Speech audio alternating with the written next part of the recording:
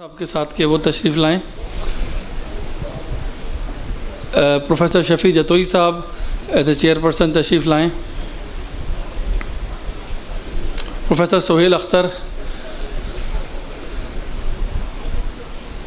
साहब मौजूद नहीं है। ये एक डिफरेंट किस्म की टॉक है और वो ऐसा इशू जो कि बहुत कम सेशंस के अंदर टच किया जाता है और हमारे यहाँ बहुत कॉमन है, जहाँ पे ख़ास तौर पे जिन हॉस्पिटल्स में आईसीयू हैं वहाँ ये बहुत देखने में आता है, जहाँ आईसीयू एचडीयूज़। और इस सिलसिले में पीमा पहले भी इस किस्म के टॉपिक के ऊपर मुफ्ती तकी उस्मानी साहब के साथ सेशन कर चुकी है और उनका व्यू पॉइंट हमने रिकॉर्ड भी किया हुआ है कि क्या किया जाए ऐसे मरीज़ के साथ जो कि टर्मिनली इल हो और उसकी बचने की उम्मीद बहुत कम हो, उसकी फैमिली को किस हद तक क्या करना है। उस सिलसिले में मैं आज हमारे साथ जो प्रेजेंटर हैं वो हैं doctor Mohammad Atif Waqar, head of palliative medicine, Aga Khan University Karachi, और उनका टॉपिक है when human life ends ethical issues at the end of life care. मैं दरख्वास्त करूँगा डॉक्टर आतिफ वक़ार से कि वो तशरीफ़ लाएँ और इस मौजू पे हमें एनलाइटन करें। आतिफ भाई से गुजारिश है कि वो ये काम लिमिटेड टाइम में कर लें। जज़ाकल्लाह। Esteemed chairpersons, respected faculty members and colleagues, Assalamu alaikum. I first want to start off by thanking PIMA Sindh and Isra University for giving us this opportunity and this platform to talk about something that is very near and very dear to my heart. But I also want to prepare you and warn you that the subject matter that I'm going to be discussing right now, it's very sensitive. You might find it uncomfortable. You might even find it distressing. And I don't blame you. Honestly, I don't blame you. अभी थोड़ी देर पहले professor Sohail Akhtar साहब मेरे साथ बात कर रहे थे that there was some reluctance and hesitancy when we were even considering including this as part of the session for today. And again, I understand that as well. The blame lies with our medical curriculum, the existing medical curriculum. The way that we've been taught, we've been trained at the undergraduate and postgraduate level, हमारा पूरा curriculum is geared towards teaching us how to cure diseases. And when the cure of disease is not possible, in chronic illnesses, how do we control diseases? But what do we do when we are dealt with a patient where cure and control of the disease is not possible? How do we transition to just caring for that patient as they process through a death? And because we're so uncomfortable, क्योंकि हमें कभी सिखाया ही नहीं गया, कभी हमें train नहीं किया गया, so what we try to do is we try to avoid these patients. And believe me, all of us on a daily basis we encounter dying patients. Whether we're GPs, family physicians, internists, in our wards, every day we encounter patients who are unfortunately terminal, they cannot be salvaged. तो जब हम patients को avoid करते हैं, then we dump them कि जी मेरे पास ना आए, फलाने फलाने डॉक्टर साहब के पास जाएं, ये मेरी फील्ड नहीं है, ये मेरा केस नहीं है. The patients, they feel helpless, they feel abandoned. कोई उनको पूछने वाला नहीं होता, हर किसी ने जवाब दे दिया होता है. And these are the patients that are most deserving for the kind of care that we can provide them. So with that, again, I hope that this session will be a stepping stone for us to have a conversation about end-of-life care and good end-of-life care. I've got no conflicts of interest and I've got no relevant financial relationships to disclose. Now, it's practically impossible for me to talk about the ethics of end-of-life care. Lekin at least what I'm hoping to do today is sensitize you to some of the very important and recurrent themes जो हम लोग सारे encounter करते हैं when we're providing care to the dying patient. And let me start off by a few verses from the Holy Quran. And Allah subhanahu wa ta'ala in Surah Al Imran, chapter 3, verse 185, He says, "Every mortal soul shall taste death, and you shall receive your full reward on the day of resurrection." So again, very important for us to understand, there is only one certainty in life, and that is death. There is only one guarantee in life, and that is death as well. But the other reminder that Allah subhanahu wa ta'ala is giving us is in Surah An-Nahl, chapter 16, verse 61. When their specified time arrives, they cannot delay it for a single hour, nor can they bring it forward 1 hour. So again, this is a reminder for us as clinicians in our practices, in our emergency departments, in our wards, in our operating theaters. We have this illusion in our mind, a belief, false belief, that we are in control, that the patient's health or their illness, their life and their death is in our hand. I'm here to tell you that that's a false belief. We are not in control. All of this is preordained by Allah subhanahu wa ta'ala. It's already been written. It's been determined. And we need to submit to the will of Allah and understand and respect that there are certain things beyond our control. So there's certain very important things as clinicians that we need to understand when we're providing palliative care or good end of life care. And the first thing is, वो बार-बार हम लोग बात कर रहे हैं, एक phrase है quality of life. इसका क्या मतलब है quality of life? Quality of life का मतलब ये है कि our patients have suffering, tremendous suffering. The suffering could be physical, it could be psychological, it could be emotional, it could be financial, it could be religious or spiritual suffering. But that suffering needs to be relieved. और जब वो suffering relieve होती है, तो उनकी quality of life automatically बेहतर हो जाती है. This very important line regarding dying as a normal and natural process, ये हमें समझना पड़ेगा. Death is not pathological. Death is physiological. This is a normal, natural process that all of us are going to go through. जो आया इस दुनिया में उसको जाना है. But again, what we've been taught in medical college is that death is the worst possible outcome, and you need to do everything in your power to avoid death. CPR करें, mechanical ventilation पे डालें, hemodialysis करें. You do whatever you need to do as long as you can get an organized rhythm, as long as you can get a heartbeat, as long as you can record a blood pressure. It doesn't matter कि वो patient permanent vegetative state में है, लेकिन ये हमारे लिए सबसे important है. I'm here to tell you that death is not the worst possible outcome. There are many outcomes that are much worse than death. आपने सुना होगा, हमारे बुजुर्ग हमेशा कहते हैं कि अल्लाह ताला चलता फिरता इस दुनिया से ले जाए, मोहताजी ना दे. Why are they saying that? That's wisdom. They're saying that because they have seen debility and deconditioning with their own eyes. या अपने spouse को, या अपने siblings को, अपने parents को उन्होंने खुद देखा है, and they don't want to be dependent on their loved ones.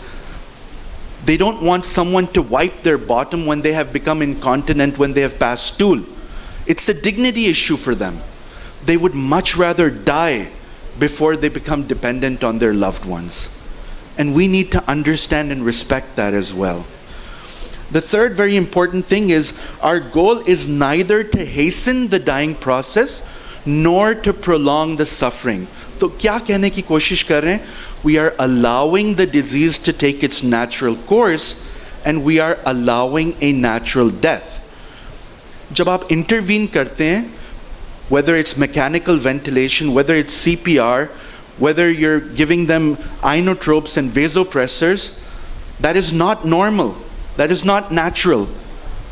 That is considered extraordinary measures, heroic measures, जिसको हम लोग कहते हैं.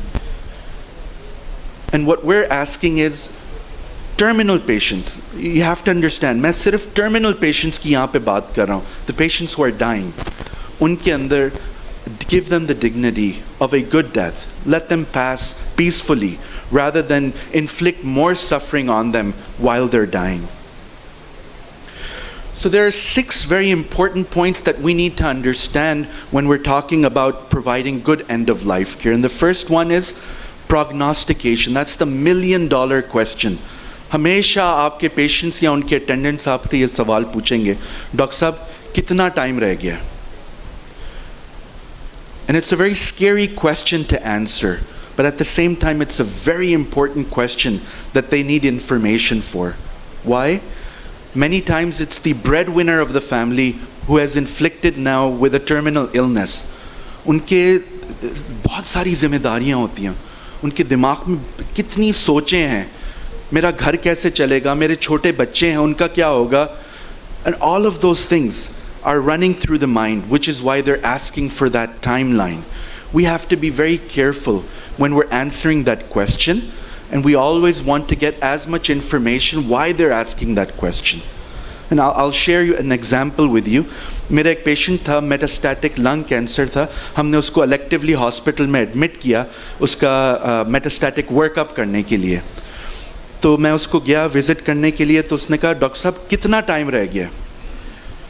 And before I answered him about prognostication, I just asked him, sir आप ये सवाल क्यों पूछ रहे हैं मुझसे? And his response was, doctor साहब मैं सुबह से आया हुआ हूँ, 4 घंटे हो गए, मैं CT स्कैन का वेट कर रहा हूँ, मेरा CT स्कैन की बारी कब आएगी? Now if I had at that point said कि आपके पास तो बस चंद दिन रह गए, think about the emotional turmoil that I would have inflicted at that time. So you've got to be very cognizant कि जब इस तरह की situation हो, you have to handle it very, very carefully. Then the second important point is the setting and the place of end-of-life care. Where does the patient want to die versus where is death happening? Now, if I were to ask most of you right now कि आपके पास 1 दिन रह गया, you'll probably die tomorrow, where would you want to die? Most of us will answer, we would prefer to die in a comfortable environment at home, surrounded by loved ones, rather than die in an unfamiliar environment, the ICU, surrounded by strangers, which are nurses and physicians. But the reality is, most deaths are not happening at home. They're happening in institutional settings, on the ward, in the ICU, in the high dependency units. And why is that happening? Because everything has now become overly medicalized, overly specialized. एक ज़माना था जब आप पूछते थे किसी का इंतकाल हो जाता था तो आप पूछते थे कि उनका इंतकाल कैसे हुआ है, and we used to say they died of natural causes. अब सुनने को नहीं मिलता natural causes क्या है. अब आप पूछें तो वो आपको स्पेसिफिसिटी के साथ बताएंगे, he died of an MI, he died of stage 4 cancer, he died because he had a stroke. So there's a great need for us to go back and shift the place of dying at home. Honoring and respecting the wishes of our patients. Kai dafa we force what we want, what we recommend, we force it on the patients and the family members without even understanding what their goals of care are. आप क्या चाहते हैं? नहीं पूछते. हम उनको कहते हैं ये बीमारी आपको, ये आपने करवाना है. And what's worst is कि जब वो हमारे साथ agree नहीं करते तो we become offended. We take it personally. हम उनको कहते हैं डॉक्टर आप हैं या मैं हूं. हम उनको कहते हैं नहीं मुझसे इलाज करवाना, जाएं किसी और के पास जाएं, किसी और से ट्रीटमेंट करवाएं. But we need to be empathetic. We need to be compassionate. We need to understand why they're making that request. Our obligation as the healthcare provider is not to force our values and beliefs on them. Our obligation is to understand what do they want and how do we make it happen.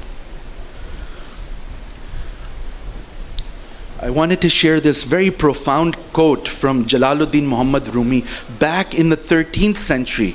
ये देखें कितनी उन्होंने खूबसूरत बात की है. Every mortal will taste death, but only some will taste life.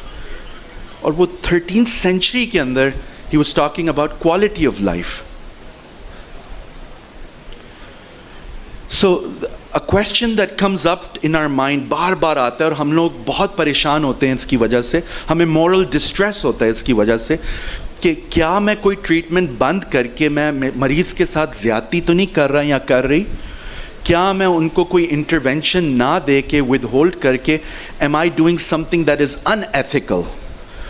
And I'm here to tell you that unfortunately when you're dealing with a dying patient, there is no magic formula. There is no magic wand which will give you the ethically right decision all the time. Why? Because you're dealing with a very unpredictable situation. उस patient की condition every day, every hour, every minute change हो रही है और इतनी rapidly change हो रही है that things are not black and white. We're constantly dealing with shades of gray. So what we need to do in that moment is, what is the best recommendation and the treatment that we can offer them, understand what they want, and then try to make that happen. Now, these are some of the very important things that we encounter when we're providing end-of-life care. These are the ethical dilemmas. By no means is this an exhaustive list, but the most common things that we encounter on a day-to-day basis. And hopefully, one by one, we'll be able to talk about that. So something that comes up, and I'm sure you've all experienced this as well, is collusion, truth-telling, respect for autonomy. The patient has now been dealt with a terminal diagnosis. उनकी बेटी, उनका बेटा, उनका spouse, वो आपके पास आएगा, doctor साहब आपने उनको बताना नहीं है, आपने उनको कोई negative चीज़ नहीं बोलनी है. They conceal the diagnosis of the terminal illness. They want you to hold it confidential. And then at that point, again, we feel a lot of distress क्योंकि हमारी obligation है patient को to be truthful to them, to share with them the diagnosis, the true diagnosis. And then you're stuck between a rock and a hard place. You're damned if you do and you're damned if you don't. बता दिया तो ये हो जाएगा, नहीं बताएंगे तो आपको रात को नींद नहीं आएगी. And that is an ethical dilemma that keeps coming up again and again. The capacity for decision making. Patient कई दफ़ा उनकी capacity नहीं होती, drowsy होते हैं, confused होते हैं, disoriented होते हैं, delirious होते हैं, वो अपने decisions खुद नहीं ले सकते.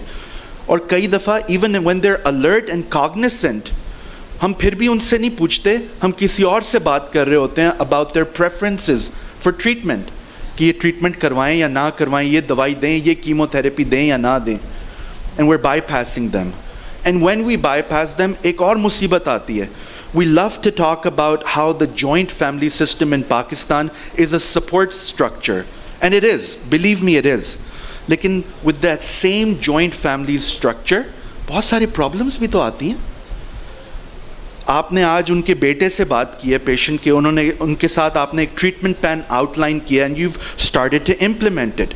शाम को उनका फुप्पा, उनका चचा, उनका मामू, उनका ताया आ गया, और नहीं जी वो तो बच्चा है, आप उससे क्या बात करें, मैं हूँ डिसीजन मेकर, मुझसे बात करें. And then 2 days later America से कोई डॉक्टर साहब आ जाते हैं and they make the things even worse when they say कि नहीं जी अमेरिका में तो इस तरह होता है, आप भी यहाँ पे ये करें. And that poses a lot of ethical issues for us. What is the surrogate decision-making tree? Who do we follow when the patient does not have the capacity to speak on their behalf? Who will make decisions for them? The patient's right to refuse treatment. Again, हमने अभी इसकी बात की है, लेकिन we need to understand the right to refuse. There can be a number of reasons why. Just 4 weeks ago, I had a patient who had wet gangrene, और orthopedic surgeon ने उनको जो है वो amputation advice की थी, और वो बुजुर्ग थे 80 years old and he was refusing the surgery. And the reason, वो कोई उनसे पूछ नहीं रहा था, and they called me in to talk to the patient, and I did talk to him, and I asked him, why are you refusing the treatment? This is a life-saving treatment. अगर हम ये नहीं करेंगे, you will die. And he understood that. And he had full capacity to make his own decisions. But he had said something that was very profound.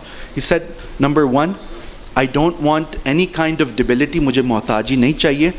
मैं bathroom तक अभी तक खुद चल के जा रहा हूँ. Till the very end, I want to do that on my own. And number two, ये अल्लाह ताला की अमानत है. मैं अपने limb को amputate नहीं कर सकता. Now, whether or not that's true or not, that was his own personal belief, that was his value. And we need to respect that. And once we understood that, and he affirmed कि ठीक है, मेरा time कम है, but I would much rather die with my own dignity. Then we tried to provide him with the necessary treatment. And we do some very unconventional treatments जो modern medicine में guidelines आपको advise नहीं करती. So we put him on some chronic suppressive therapy with antibiotics. ताकि उनको जो infection और sepsis जो होगा उसको हम जितना delay कर सकते हैं वो कर दें. And instead of dying in a few days and a week, he lived for 4 weeks after that, just because we were able to support him with that very simple request that he had. Medical futility, this is very important. हम लोग ये लफ्ज़ बहुत casually use करते हैं. We throw it around left and right कि ये जी medically futile है, ये treatment ना करें, ये तो futility है. Medical futility एक बड़ी specific definition है, और वो ये है when the patient is reached a point where they are irreversibly dying.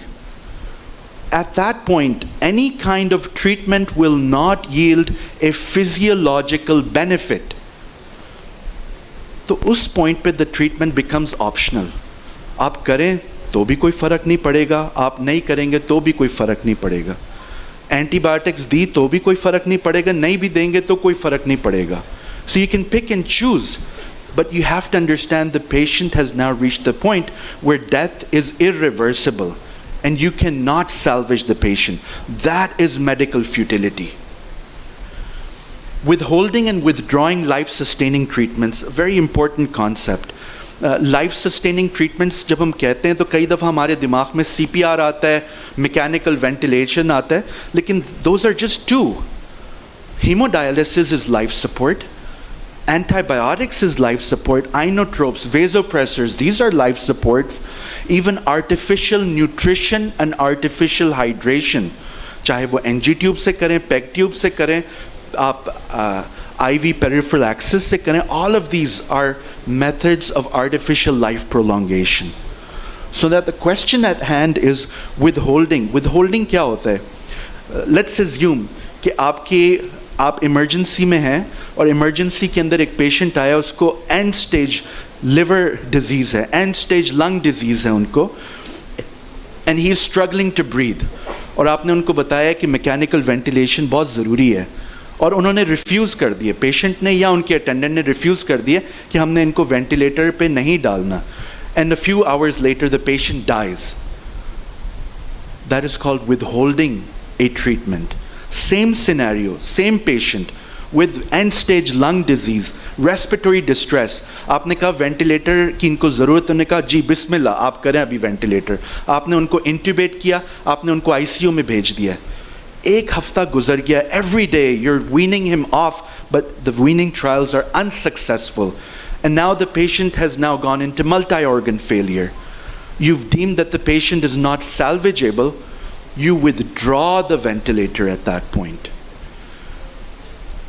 From an ethical standpoint, चाहे आप withhold करते ventilator को, चाहे आप ventilator को बाद में withdraw करते, from an ethical standpoint, उन दोनों में कोई फर्क नहीं है, because the outcome is the same.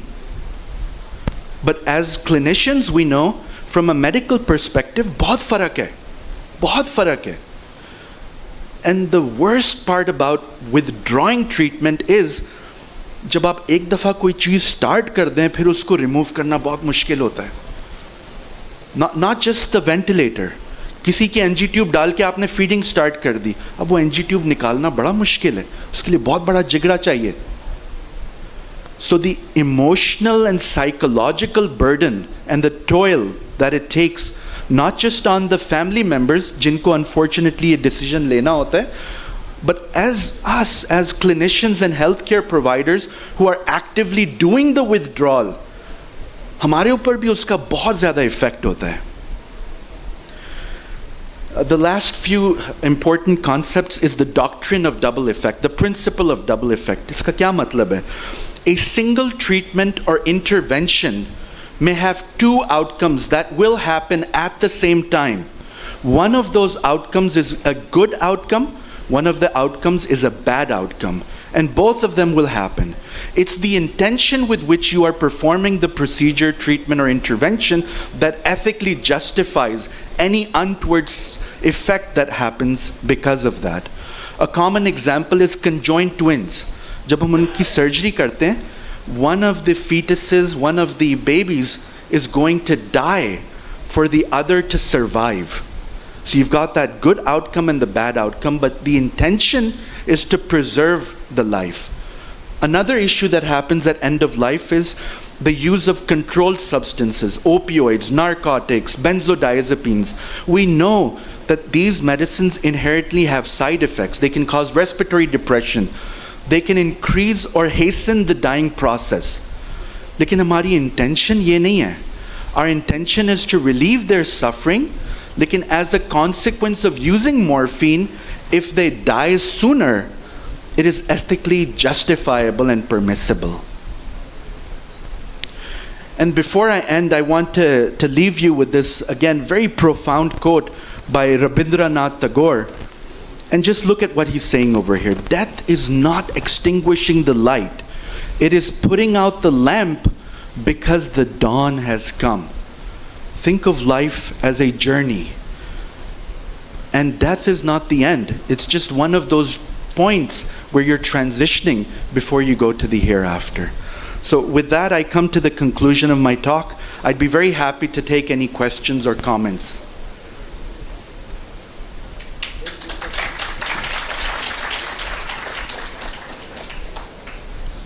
I have a question from you, a very important question, because you have selected a field which is very, very sensitive field. And you have been observing many deaths. Did you observe any difference between the death of a person who is religious in touch with the religion and a person who is not in touch with the religion? Ji, Dr. Sahab, a very important question. I'm glad you brought it up. The evidence is very clear. There's a lot of studies that have been done about this. And what they found is that patients who have a propensity of following an organized religion, any religion, it seems to be that when the time comes for their death, it's a much more peaceful death, number one. Number two, there is less suffering at the time of transition. Number three, it is easier for the patient and the family members to accept the eventuality. There is less denial in patients who do not follow any kind of organized religion. There are two senior professors of medicine who served as principals of medical colleges, numerous medical colleges. They had a wish to die at home peacefully, and their wish was accepted. They both died at home. How many times, my question is, the family members are involved in such decision making, managing the patient in Pakistan and practically? It doesn't happen most often. Hanji, Dr. Sahab, you're right. Doesn't happen all the time. But just like in these two examples that you shared, most of our patients and their family members, they do want to transition to home when it's their time to die. लेकिन जो सबसे बड़ा problem है, वो as a society हम लोग बहुत जालिम हैं. मैं आपको एग्जांपल देता हूँ. मेरा एक पेशेंट था who was dying. उनकी फैमिली बहुत समझदार थी. वो चाह रहे थे कि वो घर ले जाएं ताकि जितने भी दिन रह गए हैं उनकी बहुत खिदमत करें उनको घर पे. वो जिस दिन उनको घर लेके गए, अगली ही रात वो उनको वापस ले आए और उनसे पूछा कि क्या हुआ घर पे, कोई ऐसा सिम्टम डेवलप हो गया था जो आप घर पे मैनेज नहीं कर पा रहे थे. And their answer was no. हमारे रिलेटिव्स, हमारे नेबर्स, हमारे सारे जो जानने वाले हैं, वो घर पे आके वो इतने उन्होंने ताने दिए कि तू कैसी औलाद है कि अपने बाप को मरने के लिए घर पे ले आए हो, बजाय इसके कि इनको अस्पताल में जाके इनके ट्रीटमेंट करो, इंतज़ार कर रहे हो कि वो मर जाएं, पैसे बचाने की कोशिश कर रहे हो.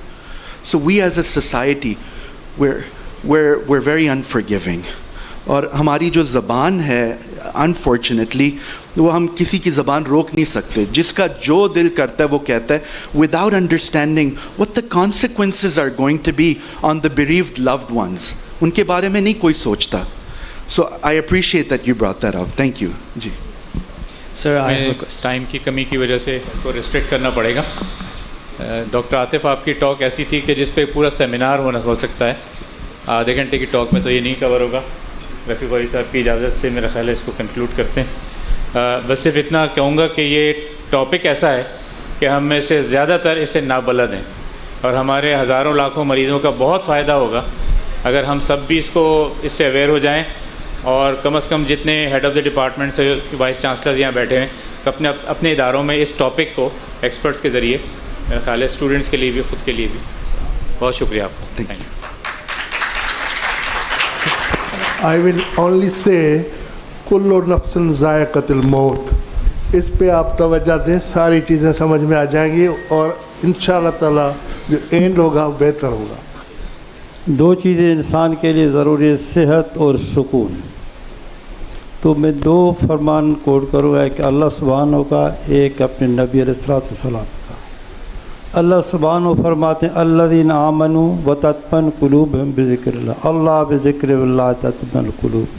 जो लोग अल्लाह का ज़िक्र करते हैं उनको सुकून की ज़िंदगी नसीब होती है। आप सल्लल्लाहु अलैहि वसल्लम ने फरमाया क्योंकि हमारा खाना पीना नबी के तरीके पे हो, जो हट के होगा वो बिद्दत होगा। क्या होगा? बिद्दत।